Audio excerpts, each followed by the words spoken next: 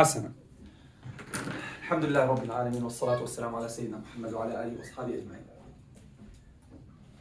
قلنا انتبهوا جيدا. هذا إن شاء الله سأشرحه. I'm gonna explain this in English and in simple words. You guys make sure understand this really well so that you stop confusing between this is Hamza, this is Alif, this is Hamza Wasl, this is Hamza Qatr. Okay? أول قاعدة انتبهوا. أول شيء الألف في اللغة العربية هذه الألف there is nothing on it. The alif in Arabic, there is nothing on it. Nothing. Okay?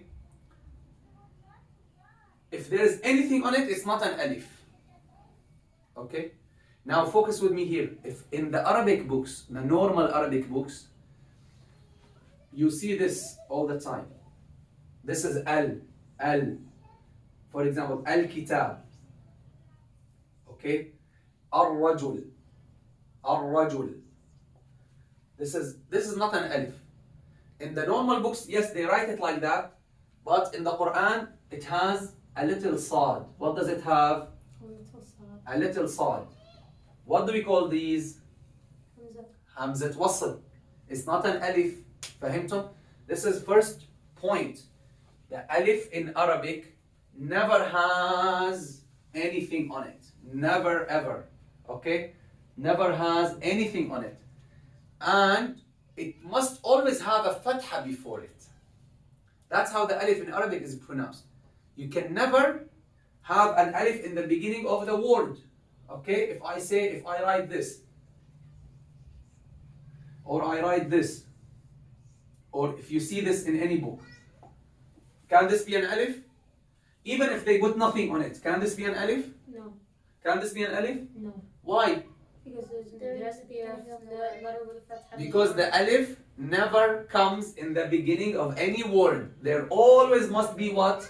A letter before it. So even if we see nothing on this in the normal Arabic books, we know it's not an alif, it's not an alif. Tamam? In the Quran, we don't have this confusion. Why? Because in the Quran, they never put anything on the alif, and that one they put a little sad on it. So it's not an alif. They're telling you it's not an alif. This is called Hamzat Wasl. Tamam? So then how do you say the alif? The alif must always have a letter before it. If I tell you, how does the alif sound? If I tell you, how does the alif sound? Tell me, how does the alif sound? The alif sounds... How does it sound? Like with the letter before it? We say we can never pronounce the alif by itself. So you can't... Huh? There must be a letter before it. For example, we have ba alif. How do you say ba alif? Ba. Ba. Ta alif. Ta.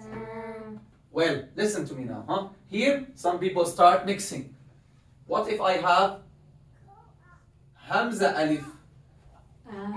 Ah. See? You ask some people, how do you say the alif? They say ah. This is not an alif. Ah. This is Hamza. Wait. Ah. This is Hamza and alif. Huh? What is this? Hamza. Huh? What is this? Hamza. Hamza with fatha. How do you say it? Ah. What is this? Ah. Wait. فهمتم? Fahimna, but why in those like videos with like the Arabic letters and it goes alifun? Alifun Arnab, that's a mistake. Okay? Some books before, some scholars before, they say just with some tolerance in expression, they call it an alif, but it's not an alif. Okay? That is wrong. That is wrong. It's not an alif. They say, yes, exactly as you said, most 99.99% of the videos in the internet, they say Alif Asad, Alif Arnab. Wrong. It's Hamza Asad, Hamza Arnab. صح؟ فهمتم؟ حسنا. انتهينا إذن هذه اسمها so this is Hamza. Okay? This is Hamza. So we have, let's finish about the alif. The first point I want to understand, the alif. The alif is very simple in Arabic. It can never come in the beginning of any word at all.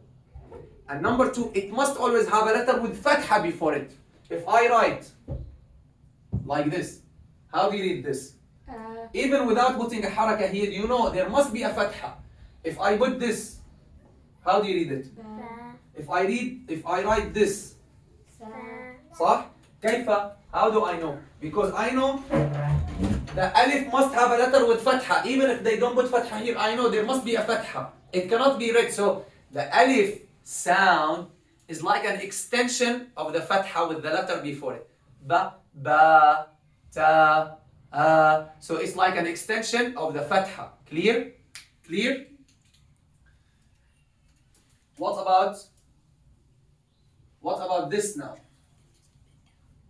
Yeah, what about this? What about that one? Huh? What about the red one? صح? So we are done with the alif. You understood the alif? No. We can never have alif in the beginning of any word. The alif must always have a letter with fatha before it. And the alif has nothing on it. Clear? In the normal Arabic books,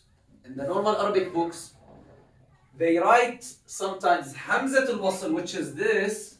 They write it without a little sad, and it looks like an alif, like, as I told you, al-kitab. Like iqra. They put it like this without anything on it. So Still, that's not an alif. It's what? Hamzat wasl. But how would you know the difference? In the Quran, we don't have that issue. In the normal Arabic books, how do you know the difference? I already told you, alif never comes in the beginning of the word. So when you see this, you know it's not an alif, it's Hamzat wasl. When you see this, you know it's not an alif, it's Hamzat wasl. And that is the other point I'm going to make in a separate video. All what I explained now is the alif. Clear? Clear. The alif never comes in the beginning of the word. The alif always must have what? A letter with fatha before it. The alif must not have anything on it or under it. Is this an alif? Huh? No. Is this an alif? Yes. No. No. Is this an alif? Yeah. Huh? No. Oh, the red one, sorry. So none of these can be an alif. Why? Because we said the alif never has anything on it or under it. That's the alif in Arabic. Now how does the alif sound? Ah, correct? No. Alhamdulillah, you did not get tricked this time. So the alif doesn't sound ah. The alif sounds is like the extension of the fatha before it. Ba, ba, ta, ta. That's how the alif sounds. Can I say an alif by itself? Of course not, because we said there must always be what?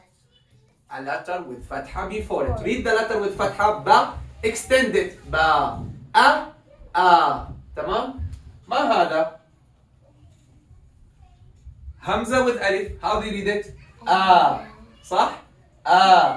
فهمتم? You understood this? This is all about the alif. We did not say anything else. Now we're going to talk about Hamzat al-Wasl. صلى الله على سيدنا محمد وعلى آله وأصحابه أجمعين.